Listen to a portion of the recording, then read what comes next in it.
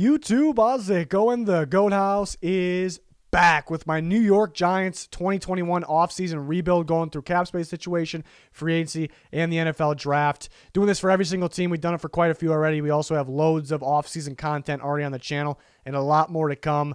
Anything you can think of NFL-wise, we're going to have you covered, especially on our Twitter. Instant breaking news, breaking all that down. We're talking about everything on our Twitter. So that's a must-follow at Goat House NFL, pinned in the comments as well. Underneath me, you see walkthemock.com. Very unique and definitely the best mock draft simulator website. You can play with your friends. There's mock drafts going on as we speak, going on right now. You kind of draft against or with other users. It's very cool. You can have trades, everything. You can set up your own mock. So very cool. You could sign up for a premium membership. It's only $5 a month, a little cheaper if you sign up for a year. And then you have my 20% code here, Goat House. So pretty cheap, well worth it. Check it out. Link pinned in the comments. And don't forget to subscribe to our channel. Non-stop content for the NFL. Here's our Twitter.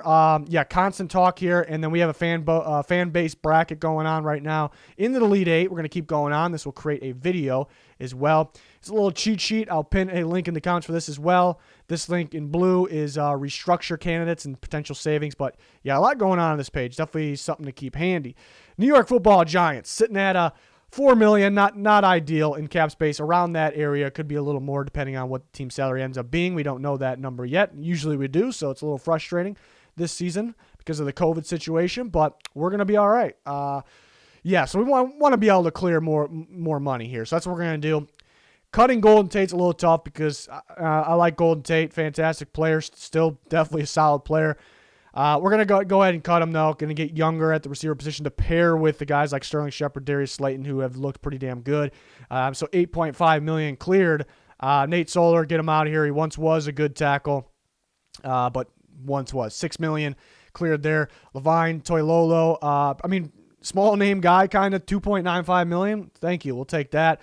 And we want to clear more. We need to clear more. So we're restructured James Bradbury's contract, not a pay cut. Keep that in mind. It's a restructure. We're going to take that 6.71 that we're able to clear right now, and we're going to distribute it through future years of his contract, pay it then. We want to clear that space now. So that 6.71 is what we are clearing. All kinds of restructures in this video series, and then on our Twitter as well. We talked about a lot of them, predicted some of them, so you can check that out there. So then, as you see at the top, the cap space after restructures and cuts, $28.16 million. It's an okay amount. Only re-signing one guy here, and we'll talk about why here in a second, but we're bringing back Leonard Williams, who had a monster season last year. Time to re-sign the guy. They could tag him. That's very possible. I think it's very realistic. I think it's also realistic to re-sign him. My choice here, I'm playing GM. I'm re-signing him. They can potentially per year re-sign him cheaper than the little cheaper than the franchise tag, and you're locking him up long term. Now, if you're worried signing him long term because maybe before this year he's a little inconsistent, still a good player, it really wouldn't make any sense with the franchise because you're paying him more than if you like the guy, you like him. I say just sign. It doesn't make sense to me. Just sign him long term. Hell of a football player, was dominant last year. Really carrying the load in terms of getting pressure on the quarterback wise because they need to upgrade their edge rush position. But love me some Leonard Williams, so we're getting him back. Dalvin Tomlinson's a key free agent, pretty good nose tackle, stopping the run, still young. Two reasons why I decided not to re-sign him. One being, if we do, on top of Leonard Williams, we're pretty much going to have no cap, going to be minor additions in free agency. So they're going to be done after this re-signing point. It's not ideal. Second reason, Dexter Lawrence, big fan of him. He can play nose or D tackle, so he can fill in. They also have BJ Hill. They're pretty good at finding defensive linemen. So I'm fine with saving the money on Dalvin Tomlinson. He's probably going to get paid more than people think, so don't want to dish that out. Fackrell, thought about him. I think he's a good rotation guy, but we're looking for better here. So there's some options there, but just get Leonard Williams back. That's kind of where I went here. Use this money in free agency. And here we go, option one.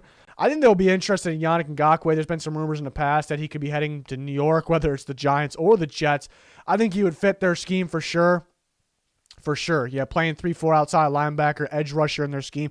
So he's rushing from the edge, where you got guys like Leonard Williams and company there rushing from the actual defensive line. So very much ideal there. Would love the fit.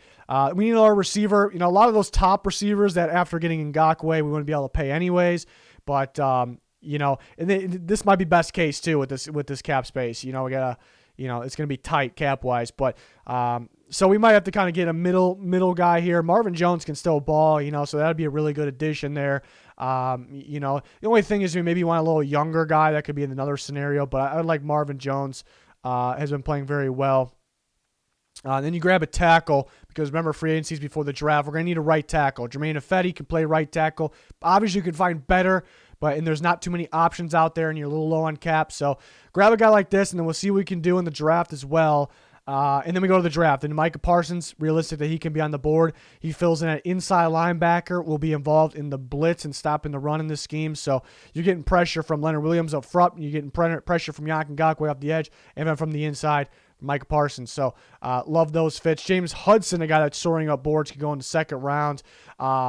He played left tackle. I could see the Giants moving to the right tackle. I think they'll like him. So Andrew Thomas has the ability to move to right tackle. He has reps at right tackle, which were very good when he was at Georgia. So that's a possibility as well. Then Tay Gowan from Central Florida. Athletic long corner. His name's starting to heat up as well. Could grab him in the third round. They got some young corners that they like, but you could add another one there. So then we go on to option two. Option two, there's going to be a lot of teams, I think, fighting over Darrell Williams, right tackle from the Bills, unless he's franchise tagged, very possible, but not guaranteed. We kind of have a feeling which guys are for sure going to be tagged. He's not one of them, but it's realistic if he is. But the big-time right tackle I always mention is Taylor Moton from the Panthers, who is a free agent, but I think he's going to be tagged. So that leaves Darrell Williams, and that leaves a pretty big gap. Ifedi, pretty big gap. The Giants, the worst thing about this team, what makes Daniel Jones' job harder? That sounded ridiculous. We're going to keep it. We're rolling with it. Darrell, the offensive line, I got myself all messed up now. The offensive line is the kind of the weakest point, and then Daniel Jones really threw myself off. Daniel Jones struggles because of that. He does deserve a lot of blame as well, but get a big-time right tackle like Darrell Williams, you're completing the offensive line. The rest of it should be getting better. Boom. Makes your team, Daniel Jones' job a lot easier rather than harder. Edge rusher Leonard Floyd, he had a fantastic year last year. That was with Aaron Donald and company in the Rams, so maybe that boosted his play a little bit, but I think, with the guy like adding Leonard Floyd with Leonard Williams, I think that will boost Floyd's play as well, and he'll be able to upgrade you at the edge rush position. And Jared Davis, adding an inside linebacker here, was pretty good prospect out of Florida. Been very inconsistent with the Lions. One moment he's looking, okay, this is the guy we drafted. This is looking good, and then playing pretty poorly, the next second. So maybe he just needs to change the scenery. Could be cheap. That could be a sneaky signing there for a team like the Giants or whoever. So let me go on the draft. Devontae Smith could drop down a little bit. Some teams are going to overreact because of his small frame build. Add a guy like Devontae Smith, and with Sterling Shepard and Darius Slayton, that. No more excuses in this scenario for Daniel Jones. That'd be scary. Tyson Campbell, they'll like him. He possibly could be the starter opposite of James Bradbury. Again, they have some other young guys. They all kind of feel like they're kind of slot guys, though, outside of James Bradbury. Tyson Campbell, I think they'll like him. It's a Gettleman-type corner. I think, long, athletic, physical, him on the outside. So, yeah, that's that staff and their front office. I think they'll like him. And then another little sneaky option here. I think they can really benefit from adding another running back, like Michael Carter here from North Carolina. Saquon Barkley hopefully stays healthy, so you have to keep that in the back of your mind that he may not. But I think adding a very solid running back too that can catch the ball very well in the backfield, but also can handle a load if he needs to. That's Michael Carter there in the third round. So. That's kind of what they wanted out of Deion Lewis, didn't really get. But guys like Wayne Gallman stepped up. He's a pretty good running back too. They could get him back as well, but I think this will help them even more. So I thought that was a pretty good fit, kind of what they want to do. So we'll see. But yeah, the Giants, I think we did a pretty good job here. Things need to happen for this to be possible, though. They need to clear the space. So this is not just going to happen just by overnight or anything, by doing nothing. So we'll see if they can pull it off. Definitely can't wait for free agency to see what these teams do, but we are doing this for every single team. We've done it for quite a few already. And we got all kinds of NFL offseason content on the channel and a lot more to come. So, yeah, hopefully you join us. Subscribe, smash that like button. That's going to do it. Thanks for watching. Goodbye.